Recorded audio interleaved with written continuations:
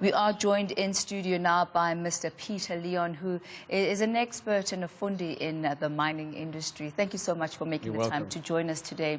So here we are, 7 years after Marikana. And have there been any changes as far as the relationships between the mine owners and the mine workers in this period, enough to say that Marikana was a lesson well learned? Well, I think Marikana was a huge shock to the country, and really for a democratic government to effectively be shooting its own people was a real wake-up call. And I think everyone was affected by what happened at Marikana. I think the problem is that so little, and it has really come out of the discussion you've just had, so little has been done for the people who suffered at Marikana, for the widows. All the programs that the government's talked about in terms of providing restitution, coming to a settlement with families, my understanding is that's not been finalized by any means. The other issue is the conditions in and around the Marikana mine, I think, are still pretty bad. Again, there was a promise by government, I think 3 or 4 years ago, to work on a sort of an upliftment program for housing in that area, and very little has come of it. There was supposed to be a presidential intervention. This is under President Zuma 2 or 3 years ago, and again, very little has come out of it.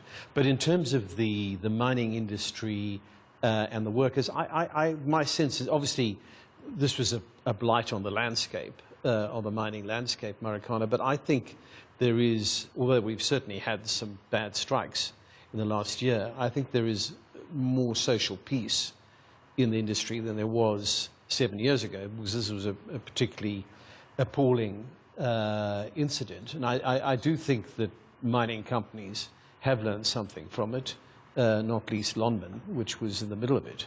But there's a lot more that needs to be done. And so after Marikana, there were a number of efforts led partly by the National Treasury as part of the government to build some sort of social compact around mining in the country. Again, there were lots of declarations, everybody signed up to them, but my sense is not much has happened. That is a problem.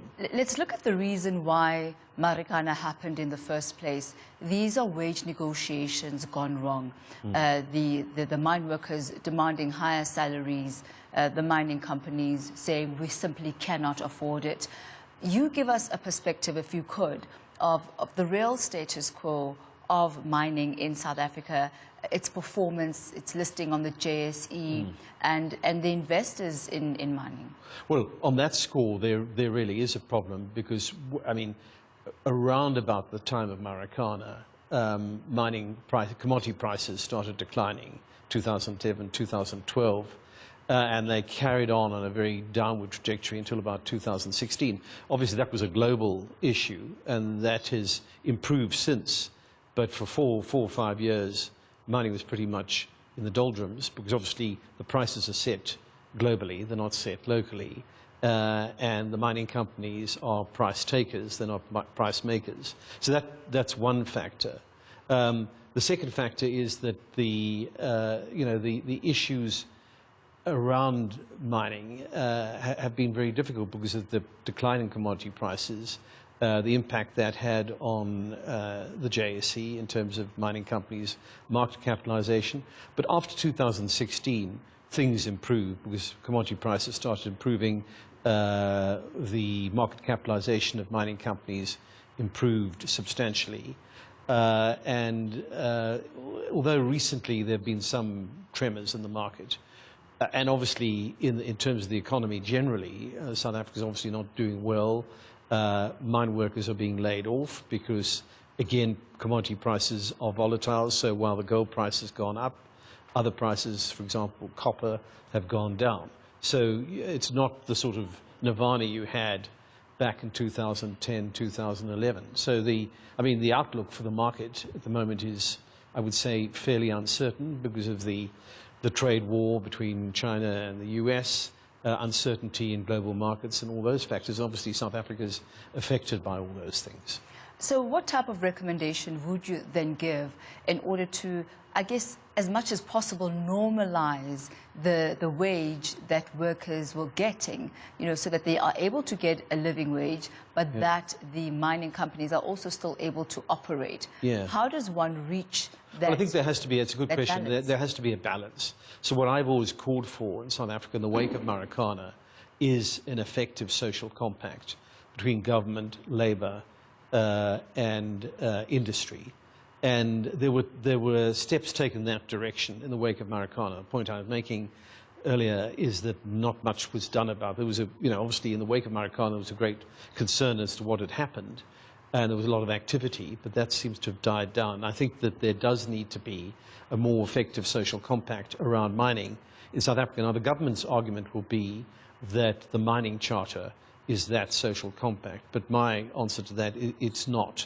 Because effectively what the mining charter does is simply impose obligations on the mining companies. It doesn't impose any obligations on the government, and doesn't impose any obligations on labor, on the workers, on the unions. And the original mining charter did, in fact, do that, but the various versions of the mining charter since then have not.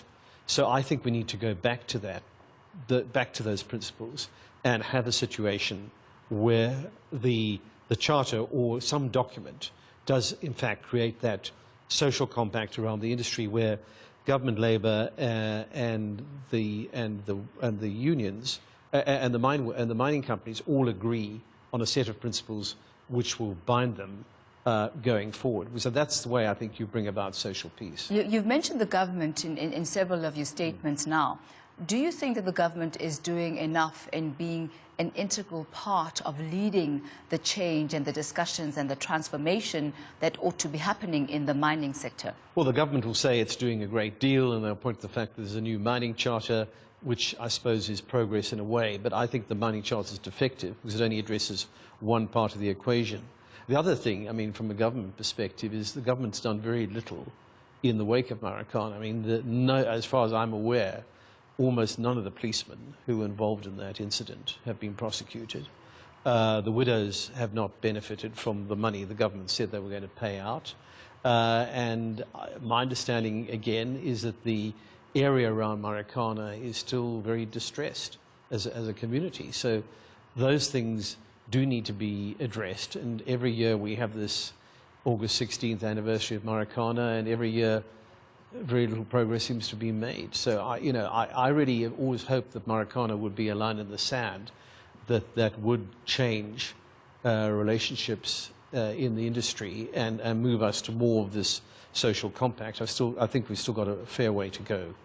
Does it mean anything, the fact that the government is actually not spearheading the Marikana commemorations, the fact that they too seem to be onlookers and participants as opposed to be the ones flying the flag? Well, that's for them to answer, but I think my sense of that is that they feel defensive about it because it was, I mean, the government's obviously undergone a change of administration. There's been an election, 2 elections since Marikana, in fact, but it was an ANC government which was in charge in August 2012, and in August 2019 it's another ANC government. So I think the government feels a sense of defensiveness around Marikana, and obviously political parties like the EFF have been able to capitalize on Marikana. And just as far as the international outlook on South Africa and the mining community, what is the general sense that investors have as far as investment within the mining industry in South Africa?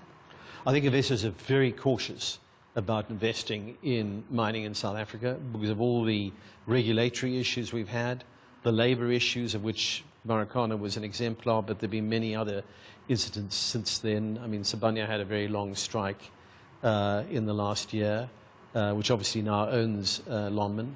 I think investors are cautious, international investors are very cautious about the South African mining industry because of issues around regulatory uncertainty, labor market conditions, and the whole environment of doing business here, and uncertain black economic empowerment requirements, because obviously one of the things the new mining charter has done for new mining rights, without going into the technical detail, is it's upped the rights from 26% black ownership to 30%.